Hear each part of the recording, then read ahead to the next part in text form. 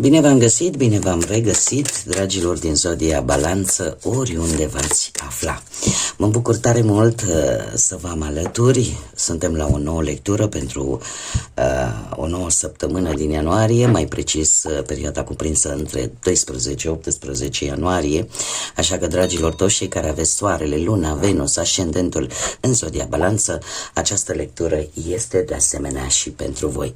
Știu că cei care mă urmăriți, abonații mei dragi, m-ați așteptat, sunt încă în refacere, așa cum am spus-o și la celelalte zodii. Gripa asta nenorocită nu m-a scăpat nici pe mine, am fost ultima din casă care am luat-o.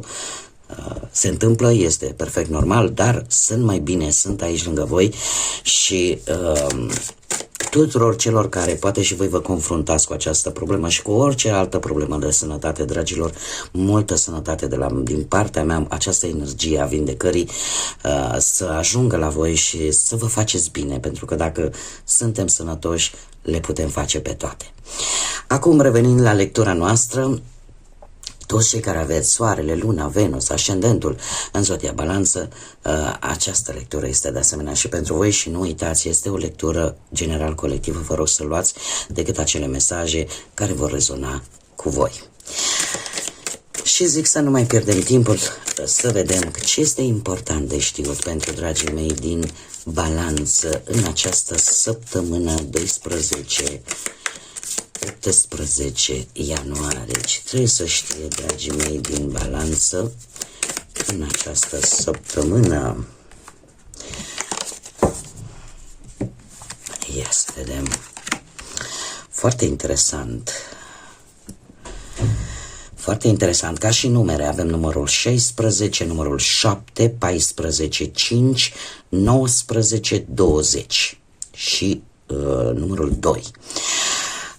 Ce pot să vă spun, ce se repetă foarte mult, este numărul 1.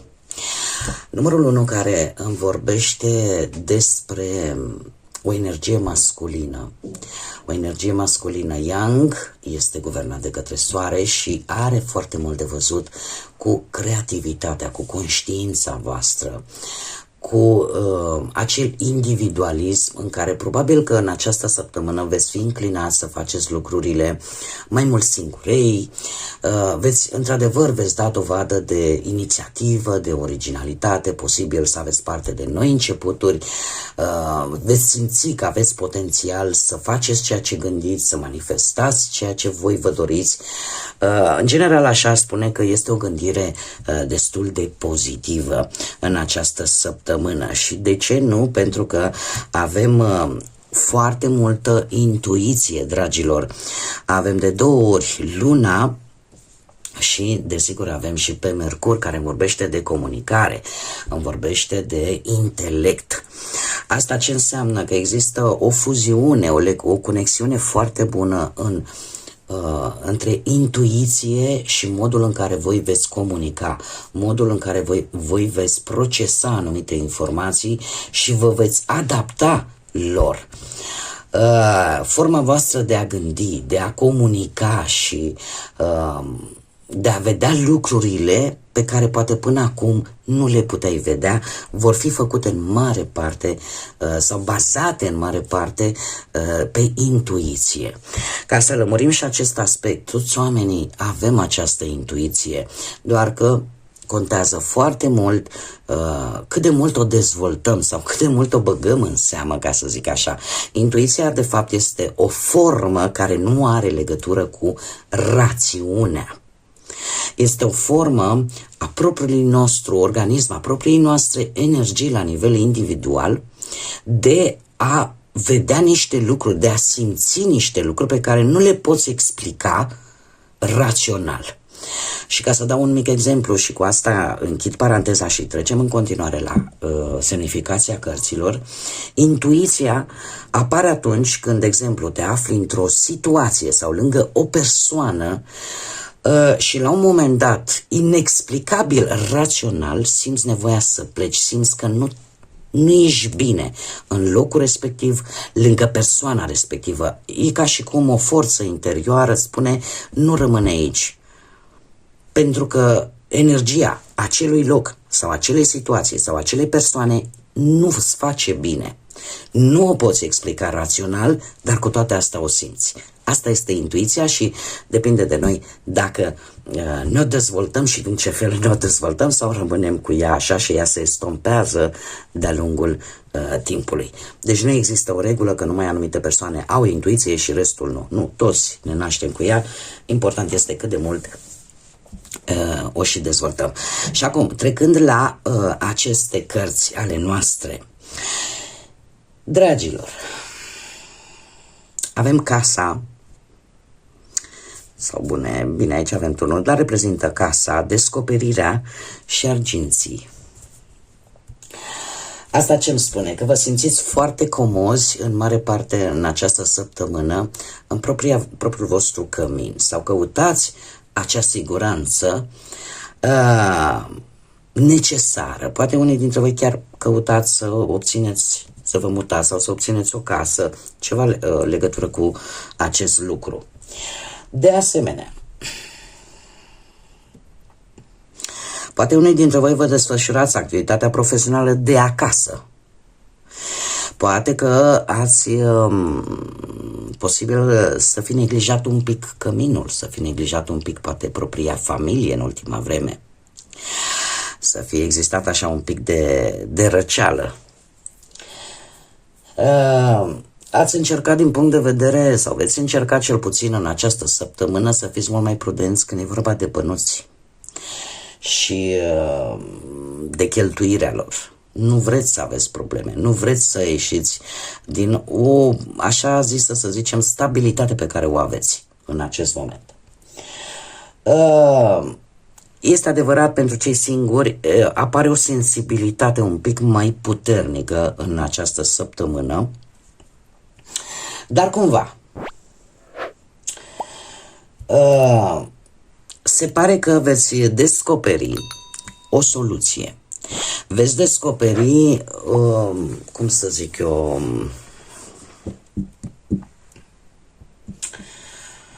veți avea un nivel de înțelegere mult mai bun, mult mai mare, care vă va ajuta ori să descoperiți ceva important pentru voi, ori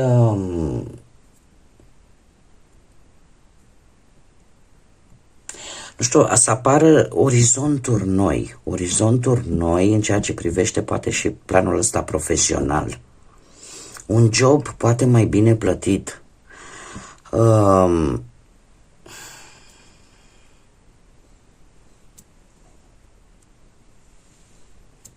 Sau poate că vedeți lucrurile un pic mai clar, tocmai folosindu-vă de intuiție, vedeți lucrurile mult mai clar față de până acum.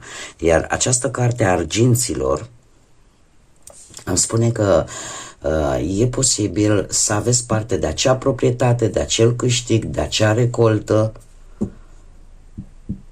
de posibilități multiple în a obține ceea ce pe voi vă interesează, în a obține acea stabilitate care pe voi vă interesează. E posibil să aveți o modalitate de a, cum să spunem, de a ține anumite negocieri, anumite înțelegeri, cel puțin pe planul ăsta profesional, cu mai mare ușurință, dar cu foarte multă intuiție. E ca și cum faceți uz de ea pentru că o aveți. Este adevărat, se spune că zodiile de apă, într-adevăr, e ca și cum mai zice, domne, au intuiție un pic mai mult dezvoltată, pleacă de la start cu un pic mai multă intuiție decât ceilalți. Dar și la voi, dacă, de exemplu, aveți un ascendent în zodii de apă, Rac, Pești sau Scorpion, deja sunteți un pic mai avansați. Faceți uz de ea în această săptămână pentru că se pare că este foarte benefică pentru voi, în ceea ce voi vreți să realizați, în stabilitatea asta pe care voi vreți să o obțineți, nu știu cum am mai spus, la nivel de casă, de cămin și în general de tot ce ține de o stabilitate. Puteți să vă, cum să zic eu, să vi se deschidă drumuri noi, drumuri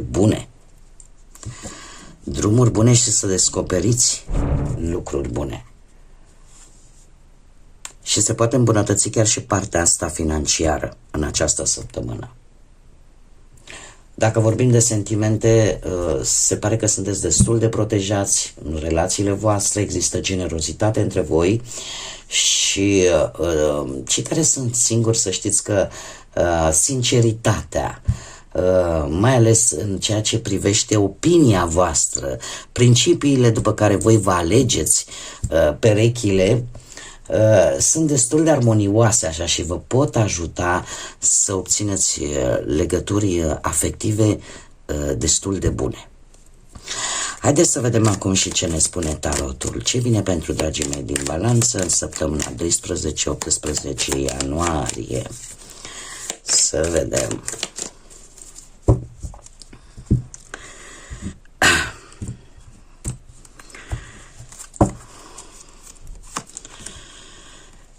Ei, și avem nebunul. Noi începuturi, dar cu riscuri asumate, cu compromisuri asumate. Haideți să vedem. Situația actuală vine cu acest nebun. Acest nebun care și-a ales un drum, și-a ales un proiect, un plan, și care este hotărât să facă niște mutări, să facă niște călătorii lungi, să trăiască noi experiențe, să-și asume un anumit risc. Sunteți într-o energie în care vreți să lăsați în urmă tot ceea ce a fost până acum. De obicei, mulți dintre voi încercați să lăsați în urmă tot ceea ce vă poate bloca, tot ceea ce poate interveni în ceea ce voi v-ați propus pentru anul acesta, chiar dacă asta vine și cu o mică teamă de necunoscut, care este perfect justificată, și cu o mică îndoială, pentru că orice drum nou, nu-l cunoști, nu-l știi. Nu știi peste ce pietre, peste ce lucruri poți să dai în acest nou drum pe care voi vreți să-l începeți. Dar energia este una a unui nou început. Nu știu, poate că la locul de muncă sunteți un pic apatici, nu prea vă mai place. Poate că v-ați expus anumite idei vis-a-vis de anumiți asociați, iar ideile voastre nu sunt primite tocmai așa cum v-ați fi așteptat. Sau unii dintre voi poate chiar v-ați gândit: dom'le, vreau să-mi încep propria mea afacere, vreau să o iau pe drumul meu. Acum, toate bune și frumoase, dar cum am mai spus, nebunul este totul sau nimic. Da? Ca și număr reprezintă numărul 0, care poate să-ți aducă o infinitate de lucruri, dar în același timp poate să nu-ți aducă nimic. Tocmai pentru că implică niște riscuri pe care trebuie foarte bine analizate și totuși să nu mergem precum nebunul, să nu ne uităm pe unde mergem, da? Să fim un pic analitici. Ce ne spune trecutul recent? Vine cu împăratul, vine cu această organizare. Poate mulți dintre voi aveți un ascendent în Berbec, așa cum bine am văzut în lecturile anterioare, când v-am povestit despre energia anului 2026 și cum va fi el perceput. Avem într-adevăr o intrare în Berbec de multe planete succesiv, așa, cam până pe la jumătatea anului, care vor schimba enorm de mult energia acestui an. Acum, trecutul recent pentru voi, ori ați avut de-a face cu cineva poate care avea de legătură cu zodia Berbec, ori pur și simplu ați fost foarte organizați, ați fost, mai ales dacă aveți în harta voastră astrală, aveți zodia Berbec. Aș spune că lucrurile au fost făcute mult mai structurat. Ați căutat să aveți o bază solidă vis-a-vis de anumite lucruri din viața voastră. Ați vrut să aveți parte materială stabilă, cât și parte relațională de asemenea solidă. Poate că, cum să spun, ați fost mult mai concentrați pe ceea ce a fost important pentru voi. Iar asta v-a ajutat poate să luați anumite decizii destul de dificil de luat și destul de complexe. Sau poate că unii dintre voi ați avut o figură paternă sau pe parte paternă, plecând de la un bunic, un tată, un frate mai mare, poate. În general pe parte masculină. Dar fiind o lectură general colectivă, voi puteți să adaptați. Dar a fost aici o figură importantă pentru voi care v-a marcat acest trecut recent și care, într-un fel sau altul, poate v-a ajutat să vedeți cum se fac lucrurile, cât de bine sunt structurate ele. Voi sunteți un semn de aer, dragilor, iar Berbecul este un semn de foc. Trebuie să vă spun că va exista de-a lungul acestui an o corelație foarte bună între semnele de aer și semnele de foc, pentru că unul fără celălalt nu merg. Da? Focul, dacă nu are oxigen, dacă nu are aer, nu poate să ardă, dar de asemenea aceste lucruri trebuie ținute în echilibru, pentru că nu o alimentare prea mare de aer face ca focul să explodeze și să facă mai mult rău decât bine. Așa că trecutul pe voi va învăța să fiți mai organizați, mai bine structurați, mai strategi în a face lucrurile și probabil că cei care aveți zodia asta Berbec, poate în ascendent, ați învățat să vă, cum să spun eu, să lăsați impulsivitatea într-un nivel mult mai echilibrat. În afară de asta, provocările pe care le-ați avut în trecutul recent pe voi v-au ajutat. Pentru că mulți dintre voi și-au dat seama că aveți potențial pe care trebuie să-l puneți la lucru, trebuie să-l puneți la treabă. Mergem mai departe, acest 4 de cupe. Ce reprezintă el? Reprezintă cauza principală a acestui nebun. De ce? Pentru că există probabil situații în viața voastră care vă plictisesc, care nu mai prezintă interes, care nu-și mai găsesc locul, ca să zic așa. Acest 4 de cupe, să știți că e cam cu două tăișuri. Pentru că voi probabil că v-ați obișnuit să stați acolo în pătrățica voastră, să fie totul stabil, să fie totul ok și ați omis sau veți omite sau chiar omiteți în acest moment să vedeți ce se întâmplă în exterior. Care este un lucru foarte important în acest an. Este un an în care trebuie să ieșim din zona noastră de confort, din lucrurile cu care ne-am obișnuit, pentru că anul 2026 este un an al schimbării, în care tot ceea ce noi ne-am obișnuit se va schimba radical. Ori unii dintre voi ați văzut acest lucru și încercați să ieșiți din această stare de rutină, încercați să ieșiți din această stare în care poate ați stat mereu, ați avut o atitudine așa mai defensivă și poate asta vă împiedică să vedeți ce șanse aveți.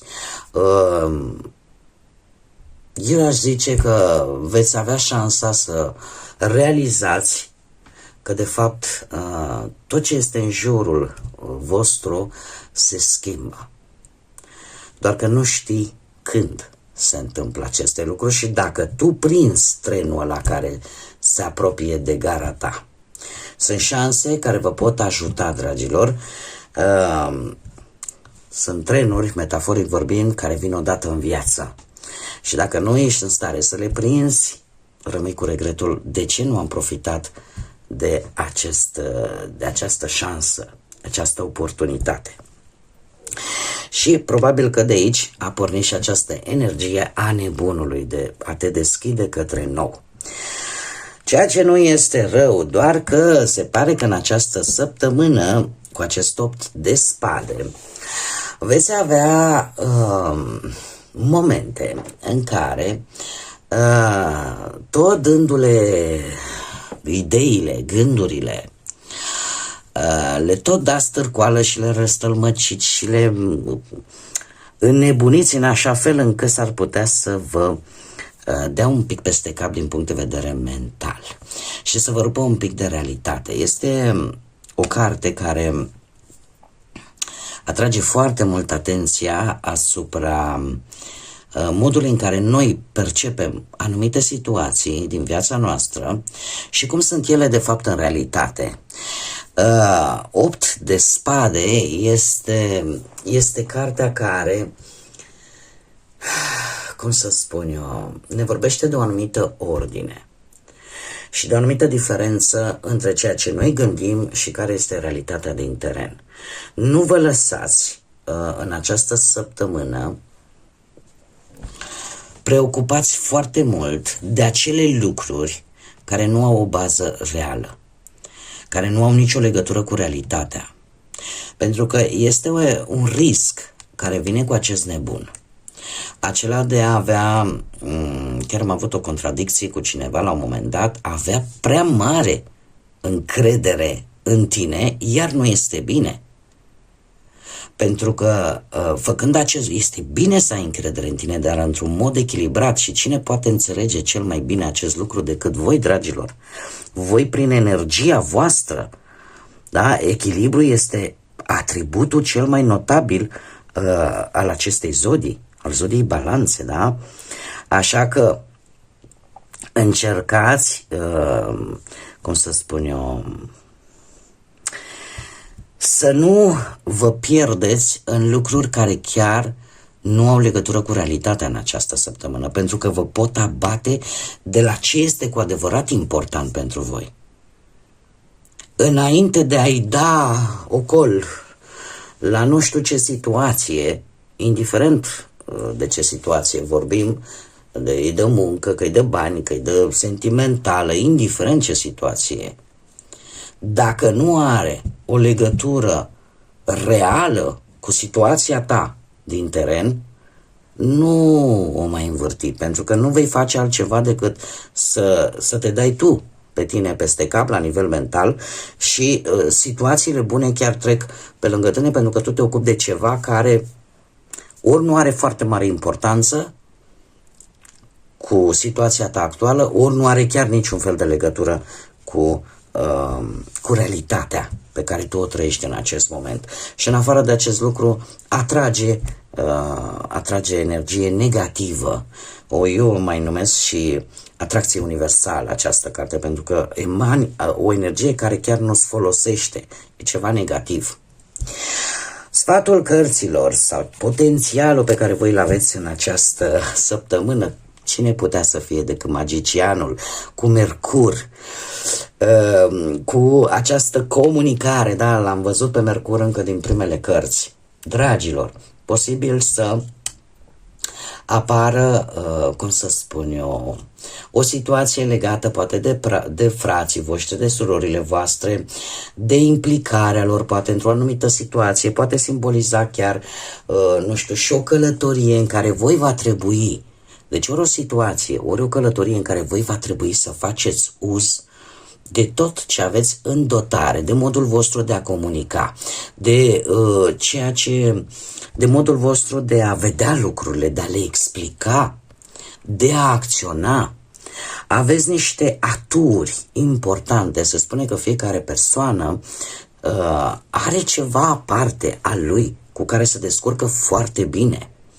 Unii, de exemplu, dețin arta asta a dialogului, care pur și simplu atunci când deschid gura te simți fascinat și te uiți și îl asculți, asculți respectiva persoană efectiv fermecat.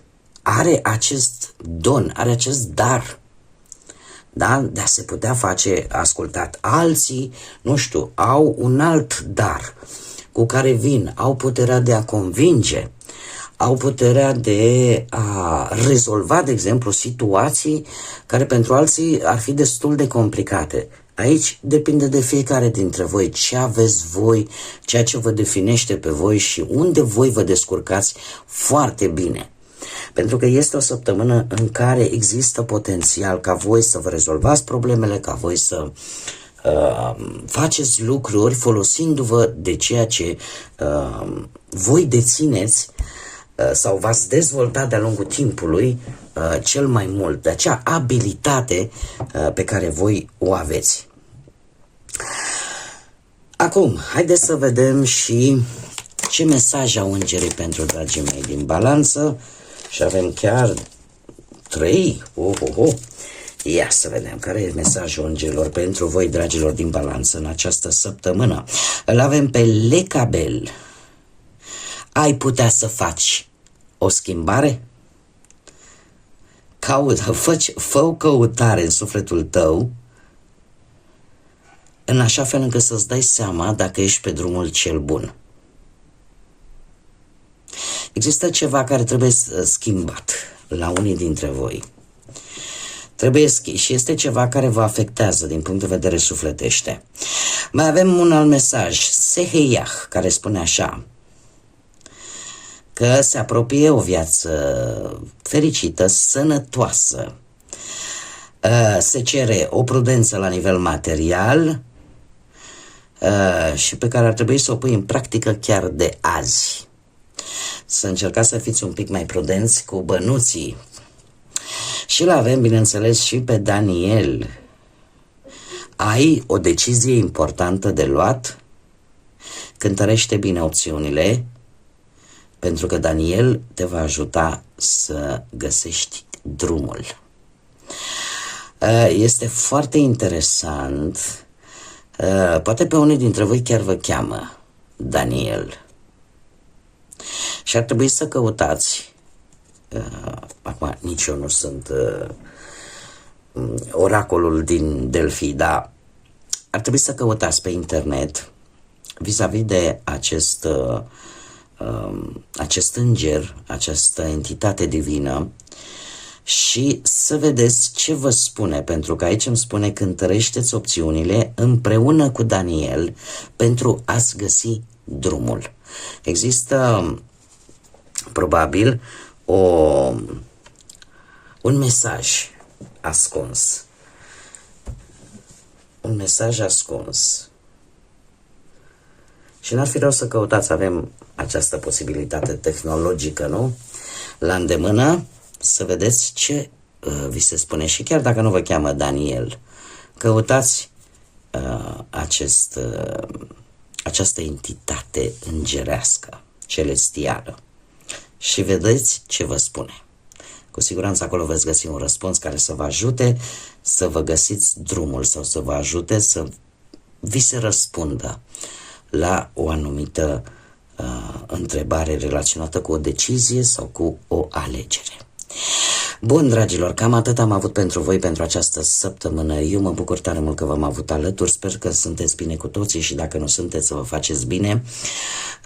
Până data viitoare, când ne vom reîntâlni la o nouă lectură de la mine, multă sănătate, că e mai bună decât toate, tot binele din lume și, desigur, să fiți iubiți, dragilor.